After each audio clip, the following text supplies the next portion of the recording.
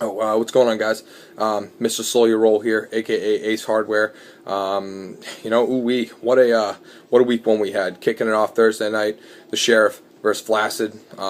Pretty crazy game. Continued on all throughout the weekend there. The Patriots, again, they barely squeaked out that W against the Bills. I was at work listening to it on some shitbag radio. I still, unfortunately, haven't been able to watch the tape of that. I'm going to try and review the footage, really get down dirty, analyze it, call up my boy Bill, see what he has to say, and make sure that everyone's ready for Thursday, of course. I think 4 teams had safeties this week. Jacksonville, I think it was the only points they had. They're fucking terrible. The Jets somehow pulled out a W against the Bucks, thanks to some moke named Levante David. Really fucking that one up there. Nice job, pal. A lot of crazy shit this week. In other news, I know a lot of you guys are on Twitter. If you're not, you should probably get on that shit. But anyways, I'm sure you've seen some of the hashtag Roach facts that you might have seen all over Twitter. I'm not sure if it was trending. It should be, but I don't know if it is. That's actually brought to you by our very own Kev Roach, Nib High Football, doing it big. I have a little thing right here, okay, at Papa, 2 underscores. See it right there, 2 underscores Roach, and it's hashtag Roach Facts. Anyways, Kevin Roach, a future consultant, the Elias Sports Bureau. I don't think they've called him yet. Last I heard, there was some sort of miscommunication there, but I'm pretty sure he's going to be getting a head consultant position like ASAP. Kid knows what's good. Anyways, he was kind enough to supply us with not 1 but 2 Roach facts for this commish video. Shout out, thank you very much, Kev. So again, we're going to try and get this on a more consistent basis. I really like what Kev has to say, so I'm hoping that I can get his input on these videos a lot more often. So obviously, this year is the year of the quarterback, and this week featured more passing touchdowns, that's 63, than any other week in NFL history. Talk about a nice week to kick off the NFL season. 63 passing touchdowns.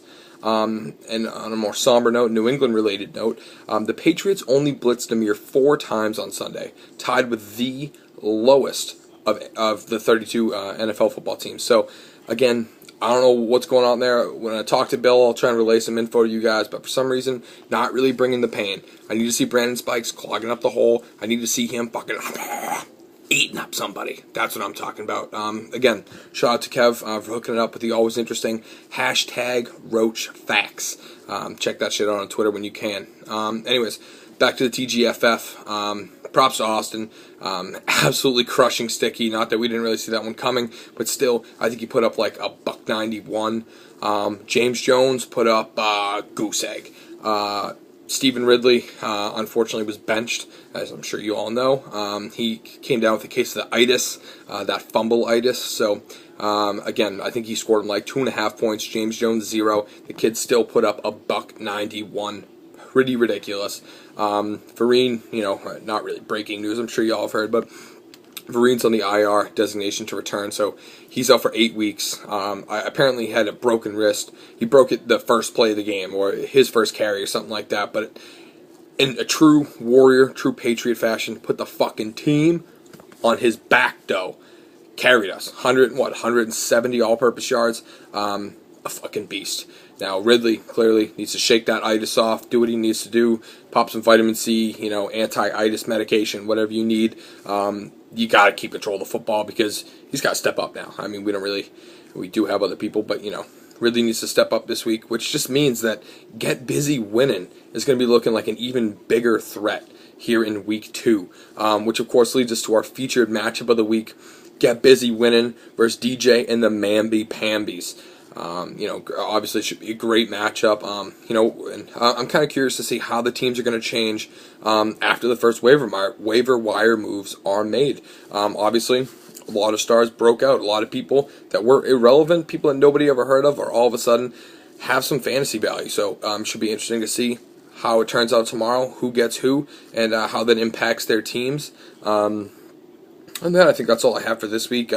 Patriots take on the Jets, obviously, this Thursday. So either go find a friend with NFL Network, go to a bar, something like that. You got to watch the game somehow. Thursday night, I want to say around 7, 8 o'clock. I really don't know the time. Probably should have been prepared on that one, but that's all right. Also, of course, hit up Mike. Like I said last week, if you guys are interested in placing any bets, I know he's been taking a lot. I think he did pretty well the last week. So all the games are available except for the Saints and Bucks. I guess the line's a little too. Chances are, I think people are just going to try and, they're going to win that line. So Mike canceled that one. So any line except for the Saints and Bucks. I think he was giving me some sort of over a touchdown deal. Not really sure. Anyways, you can talk to him on that one if you're really interested in doing the Saints and Bucks, but it's not going to be the normal 3.5, 4, 4.5, whatever the line's posted as. That's the only exception. Other than that, if you guys want to place any bets, again, hit up your boy Mike. Yeah, and also if you guys have any other ideas, plugins you want me to add to these videos, fucking hit me up. Like I said, K-Roach is already implanted in there with the Roach Facts. 1 a week. I know I kind of spoiled you guys with 2 this week, but 1 a week next week. Other than that, go Pats. Fuck the Jets, as always. And see you next week. Peace.